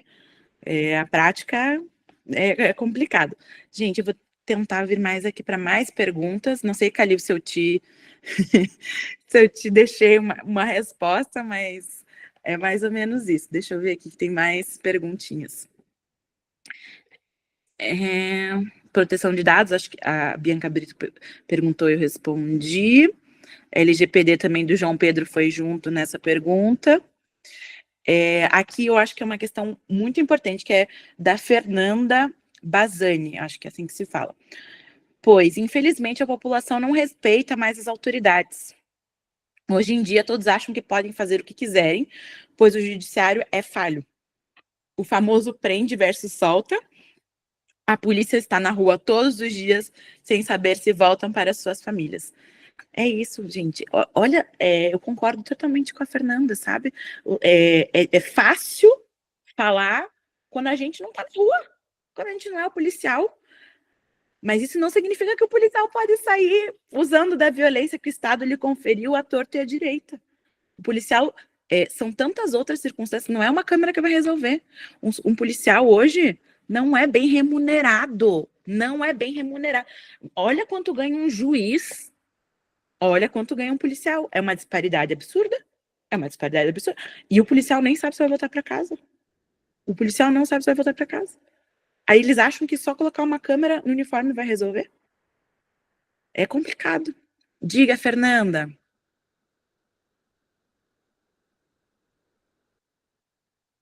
Fernanda, Boa se você... noite. Agora Boa ligou. noite. Você que leu a minha pergunta. Obrigado que você gostou. E eu só vou te dizer uma coisinha. Eu sou do Espírito Santo.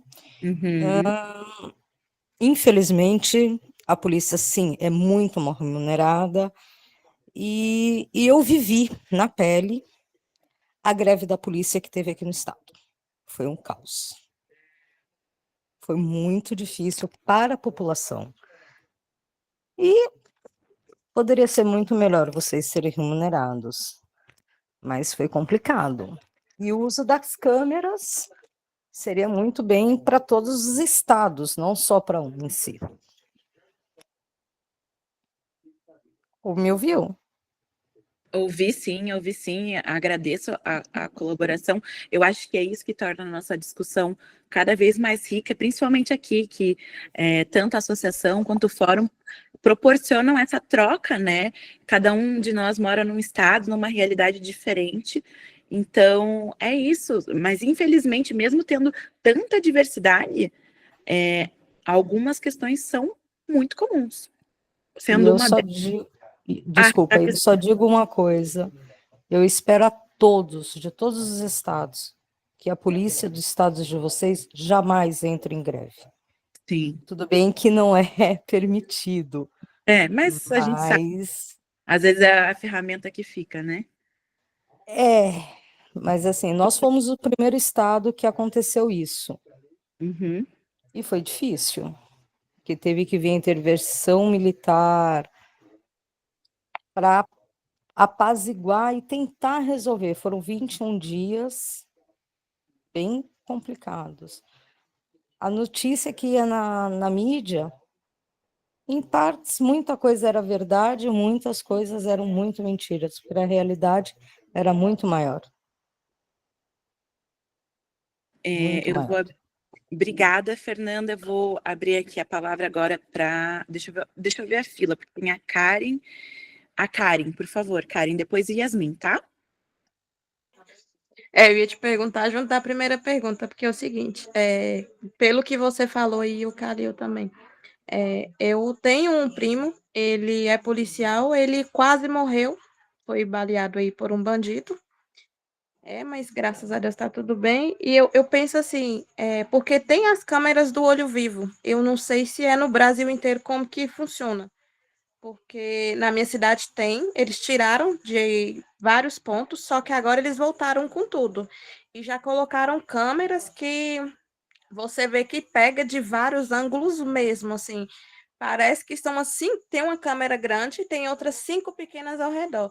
Eu penso que talvez uma possível solução seria as bodycam serem conectadas com o olho vivo e ter uma equipe específica para isso, para poder estar olhando ali os policiais em tempo real e não aquilo do próprio policial acionar, né? Mas se fosse algo integrado assim, a partir do momento que ele pegou ali, ou já fosse anexado ao uniforme, alguma coisa assim do tipo, né? Para ser uma solução. Porque eu vi um caso uma vez, tem muito tempo, de um policial que ele estava sendo acusado de ter matado um bandido e ele foi inocentado, porque pelas imagens da câmera foi constatado que o tiro não partiu dele, veio de um lado totalmente oposto.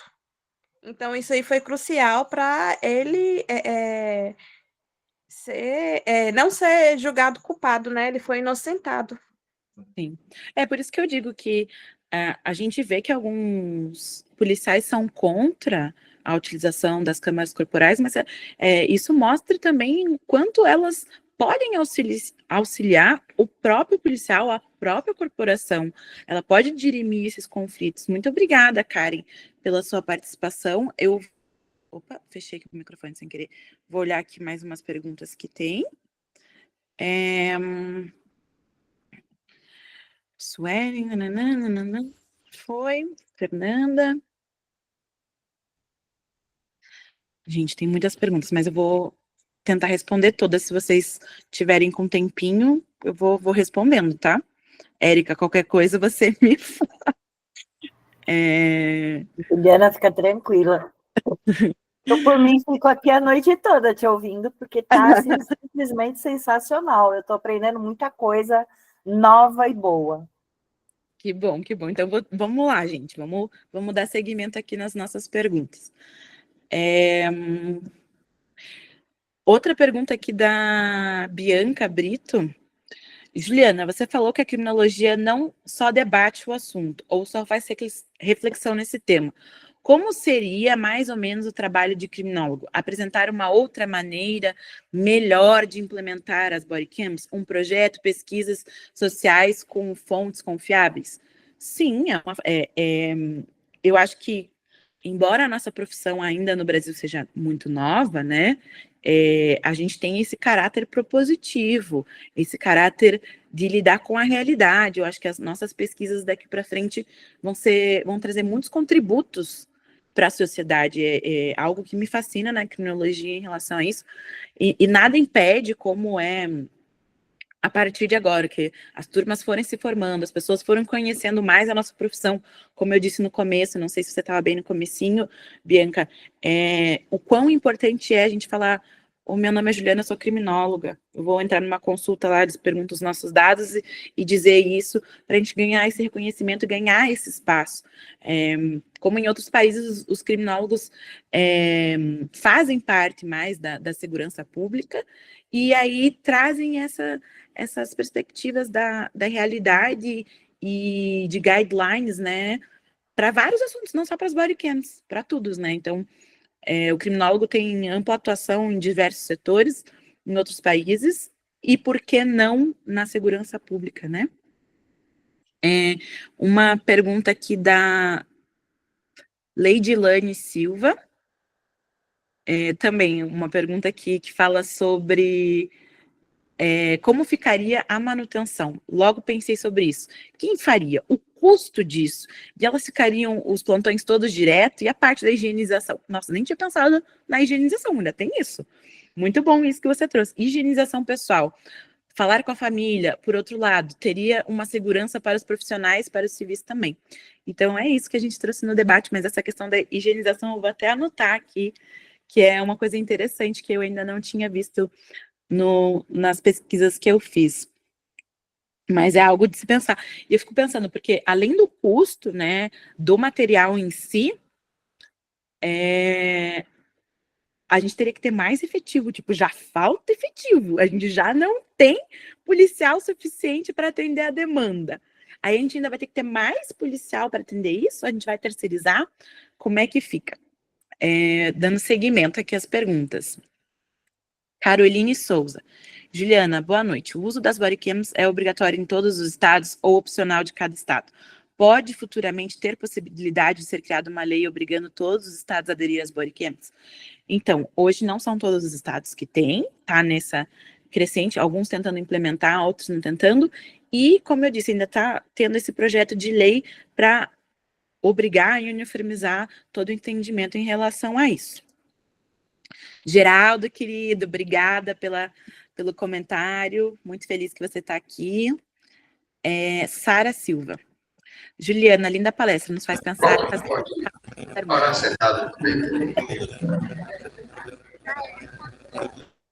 É triste perceber que realmente o problema está no ser humano de modo geral, pois se tem uma situação, as pessoas sempre vão para o lado do seu próprio ego e não para o bem maior. É o nosso problema, acho que, da vida, né? Do ser humano. Infelizmente, somos seres humanos. A Leidiane comentou, né, da questão, se foi a brincadeira com a câmera, imagina sem, realmente. Mais uma vez... Então, ó, Juliana, acabou de sair uma publicação que agora aqui no estado do Espírito Santo... Ai, meu Deus, mudou. Todas as polícias irão ter câmeras, graças a Deus, né? É isso, graças a Deus, eu acho que realmente a gente tem que utilizar a tecnologia a nosso favor, a favor da população, a favor dos policiais, mas não é só isso, né? Tem muita coisa ainda para a gente incrementar, mas é um passo de cada vez, também não vai, o mundo não vai melhorar de um dia para o outro, talvez a câmera já traga uma melhora, mas precisam de mais coisas. Obrigada, Débora, colocou aqui apenas elogios, você é maravilhosa, já te conheci do Instagram, mas não tive até então de participar de uma palestra sua. Excelente didática, um convida ela mais vezes, por favor. Ai, obrigada, querida, muito bom que você me seguia. Eu sou um pouco tímida nas redes sociais, eu preciso driblar essa minha timidez. Vamos ver aqui, Gisele, por gentileza. Então, a sua área que você trabalha aí no seu escritório é na parte de advocacia criminal ou na parte de criminologia? Como você consegue lidar com essa demanda aí onde você mora? Assim. Bom, vamos lá. Eu vou aproveitar a sua pergunta com uma perguntinha que eu tinha deixado. Ai, meu Deus, o que eu fiz aqui? Tinha uma perguntinha aqui pedindo para falar sobre... Ai, não sei como que eu faço. Gente, tem tanta pergunta aqui que eu me perdi, mas tinha uma pergunta aqui falando sobre a questão dos estágios, como o criminólogo pode atuar, então vou juntar com essa pergunta da Gisele, tá? Primeiro, eu hoje sou mestranda, então grande parte do meu trabalho tem um viés mais acadêmico, né? Então eu me debruço mais essa pesquisa acadêmica mesmo, é o que eu gosto, é um dos viés que a gente pode seguir pela criminologia, né? Essa área mais acadêmica. Tanto eu, quanto o Calil, quanto o Geraldo, nós temos uma empresa que é o Criminolog, Instituto de Criminologia Aplicada, e pelo Instituto a gente tem diversas vertentes para abordar a criminologia, então a gente traz também nessa área mais acadêmica a questão de atender, por exemplo, estudantes, aulas, palestras, a gente também atende ao meio corporativo, por exemplo, falando sobre assédio sexual, assédio moral no trabalho. Então, a gente tem esse viés mais educativo, vamos dizer assim, né? E eu sou advogada criminalista, né? Atuei muito, e por muito tempo na advocacia criminal, como advocacia dativa. E é isso, né? A criminologia me ajudou muito, mais para o final da minha jornada na advocacia, porque eu quero ser criminóloga mesmo, vou deixar a advocacia para os colegas. Acho que a criminologia me encanta muito mais, principalmente por esse olhar.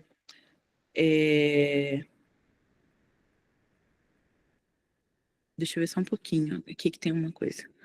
Tá. Daqui a pouquinho a Érica já passa, tá, gente? A palavra-chave, acho que já encerrei aqui as perguntas. Só estamos num bate-papo, inclusive, Érica. Aqui vai ser um bate-papo mais sobre criminologia mesmo, que eu vi que tinha algumas perguntas sobre, mas acho que sobre as body cams a gente pode encerrar. Agradeço muito a participação de todos mais uma vez. E quem quiser ficar aqui para a gente falar um pouco mais sobre criminologia, a gente pode ficar mais um pouquinho aqui para falar sobre estágio, sobre mestrado, sobre estudar fora, aproveitar esse. Né, falar sobre essas coisas. Então, vejam aí, eu tô com a coordenação aqui do fórum, se vocês deixam, eu sou igual a Érica, eu posso ficar falando aqui a noite inteira. Fale, Karen.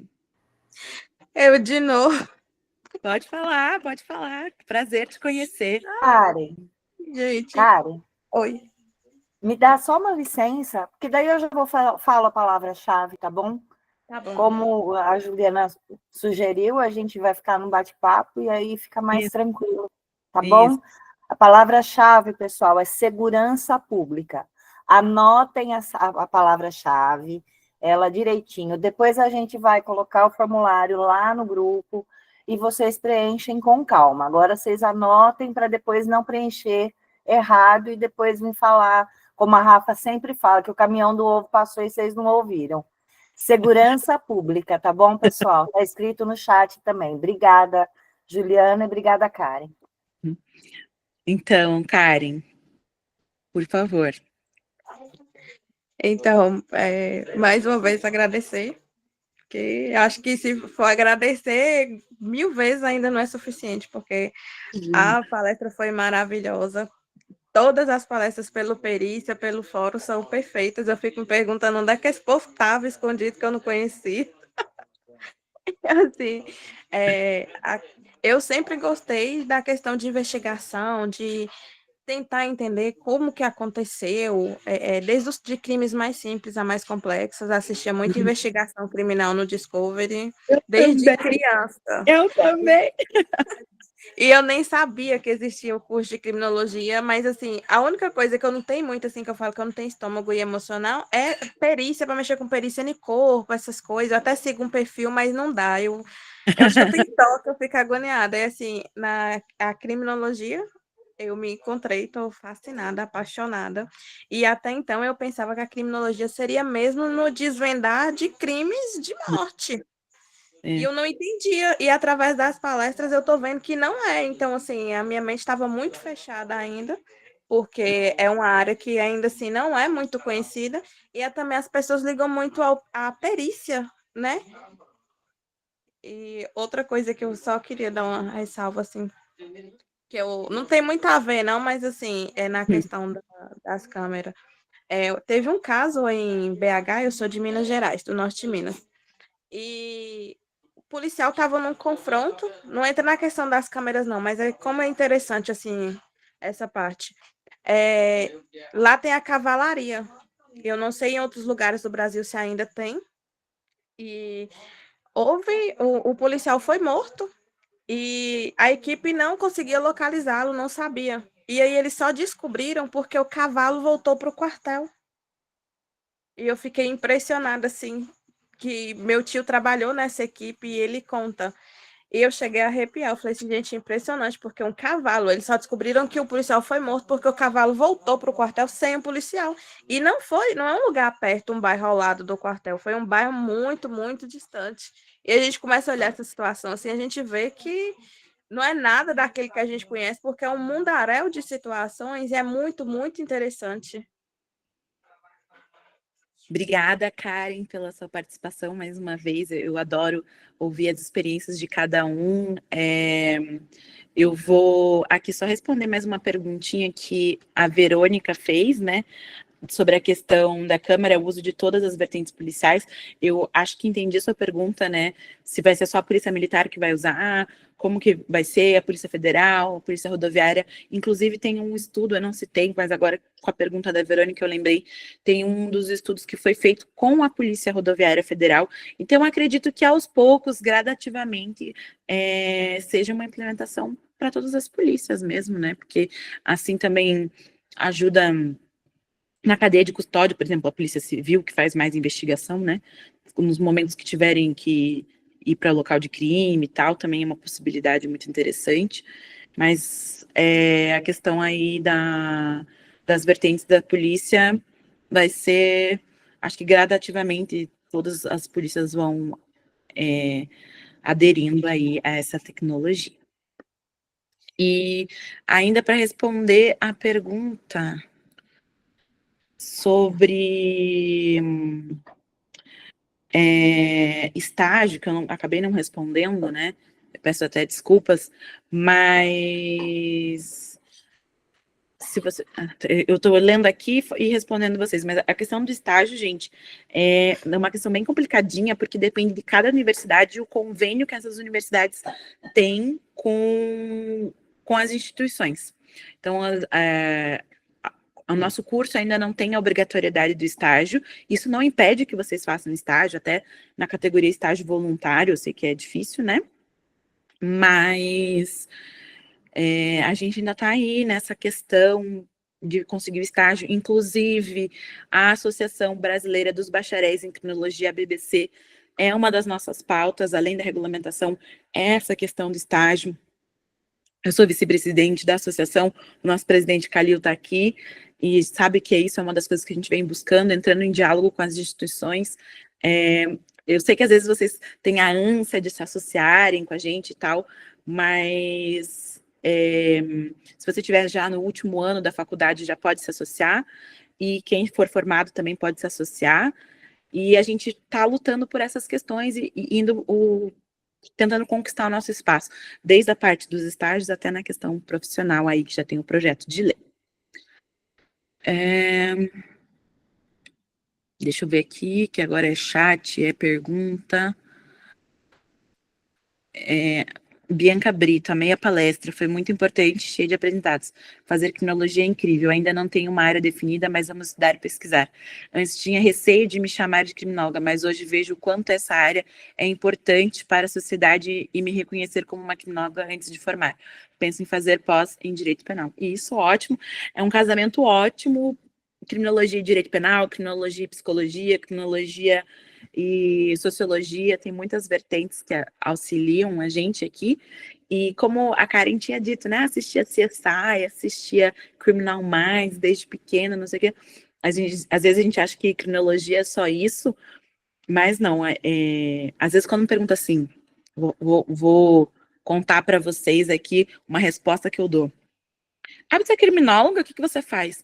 Eu falo, sou criminóloga, sim. O criminólogo é o profissional que estuda o fenômeno do crime, desde o antes, o durante e o depois. Então, é isso que a gente faz. Então, quem gosta da parte de perícia vai poder ir para a parte de perícia, quem gosta de estudar soluções para os problemas vai poder estudar soluções para os problemas, quem gosta de estudar o antes, ficar elucubrando o que é crime, por que a mente do criminoso é assim assado, criminal profiling, a gente tem tudo isso.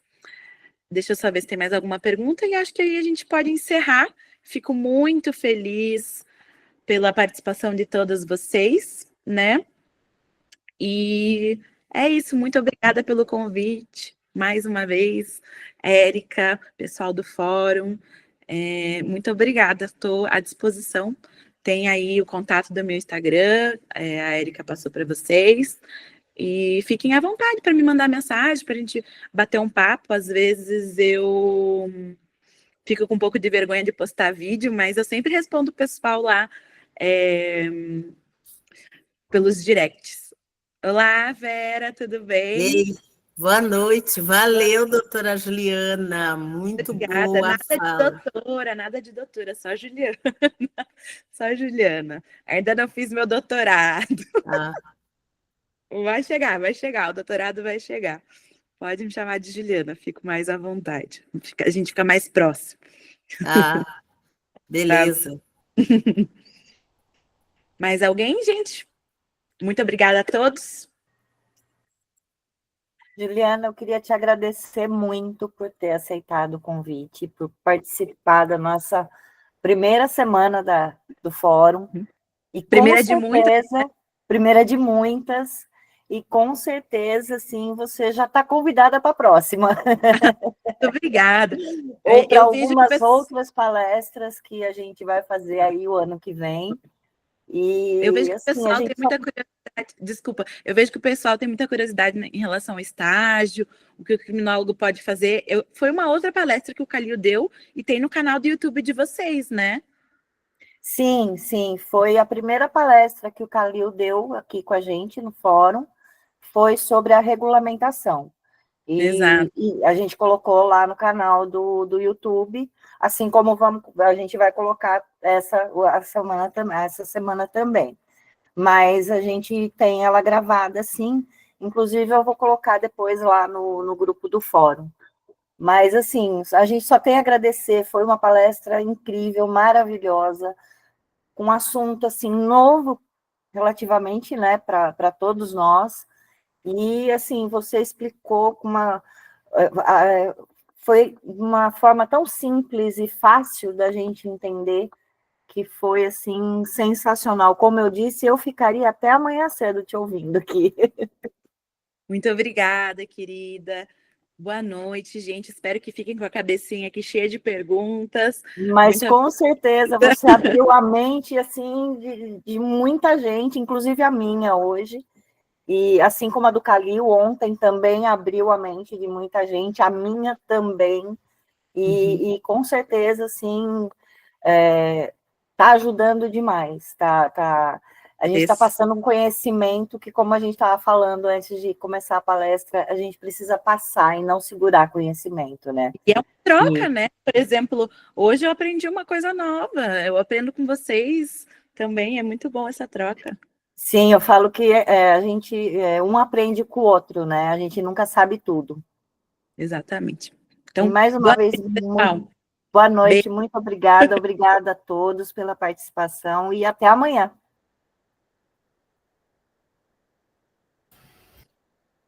Boa noite, pessoal. Obrigada a presença de todo mundo.